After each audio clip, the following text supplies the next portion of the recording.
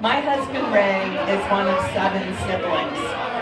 And in the last few years, we've been to a slew of weddings as their kids have all been tying the knot. Young love is great. But one thing I can't quite get used to is the dress codes. Yes, every one of these weddings has been a multi-day affair with, the Friday night party, the Saturday wedding and reception, and the Sunday brunch. And for each one of these events on the wedding invitation, there has been a very specific dress code telling me, a grown-ass woman, what I should be wearing. Now, I'm gonna sound old and cranky, but back in my day, I don't remember ever getting a wedding invitation with a dress code on it. I blame Instagram. When I was their age, your wedding photos were destined for an album that would sit untouched on your coffee table. But now, because you can share your big day with literally the world, I understand, I guess, that, people might be going for a certain look.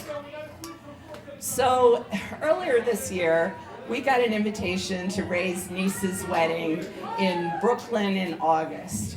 And the dress codes were colorful cocktail attire for the Friday night event, formal wear for the wedding itself, and then casual travel gear for the Sunday brunch.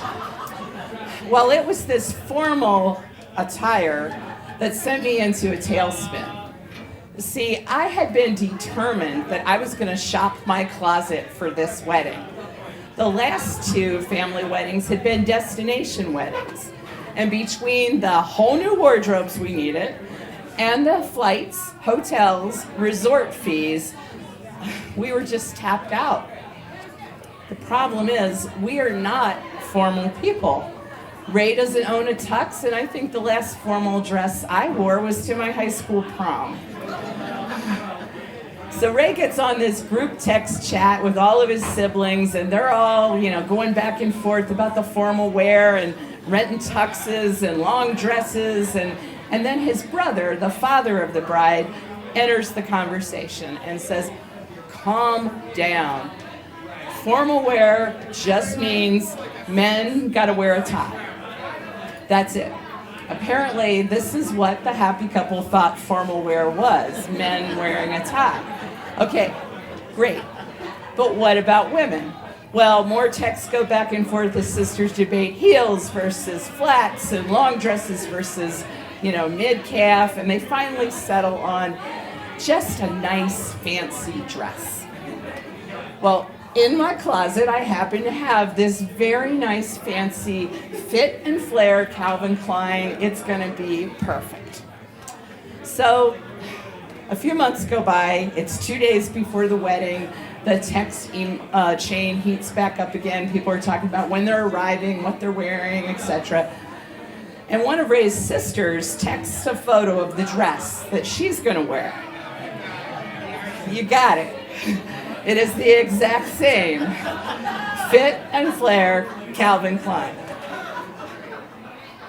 Except it's not the exact same dress because Ray's sister is a size 2 yoga instructor and I am not. Now, I don't know what I'm gonna do. The only other nice fancy dress I have is long sleeved and velvet, and it's gonna be 95 degrees in Brooklyn this weekend. I have 2 days, I gotta get a new dress. I'm lamenting all of this to Ray when another of his sisters, not the yoga instructor, calls. He puts her on speaker and tells her about my wardrobe woes, and she just says, "Nobody cares what you're wearing. We're just peripheral to this event. We're old and invisible." But the next day, I'm at TJ Maxx. Again, we're tapped out financially. I'm at TJ Maxx. I'm looking for a dress. The pickings are very slim. I'm wondering if I really can just sweat through that velvet dress when I see it. This gorgeous, long dress with a full skirt. It's got this delicate red and black paisley print on a cream background. It's got an empire waist, you know, the one that gets up to here, which hides a multitude of sins. It's in my size, and it's on clearance. Thank you, baby Jesus. I put it on, and I feel like a Disney princess. I look, well, there's one problem with this dress. It is extremely low cut, like all the way down to where that waistband is. The girls, and probably half my bra, are gonna be on full display. But I think if I can get some of that double-sided fabric tape, I can, you know, corral everything in. So I look at myself again in the mirror, and my confidence just falters. Like, should I be showing this much cleavage with this much gray hair? I go to put the dress back on the rack and find something, you know, more appropriate for a woman who just got a prescription for osteoporosis medicine. And then I think about what Ray's sister said, and I bristle. I mean, I know I'm getting older, but do I have to be sidelined to the periphery? I don't want to be invisible. So I buy the dress, and we go to Brooklyn, and the day of the wedding, I put it on, and I get all that double-sided tape, and things are going great until I move, and then everything just pops out. I'm gonna need some reinforcements.